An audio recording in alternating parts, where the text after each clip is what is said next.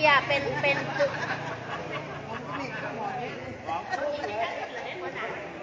แบคทีเรียนะคะแบคทีเรียเนี่ยจะมี2ประเภทนะคะแบคทีเรียดีก็คือนมเปรี้ยวจูลินทรีย์และแลคโตบาซิลลัสนะคะซึ่ง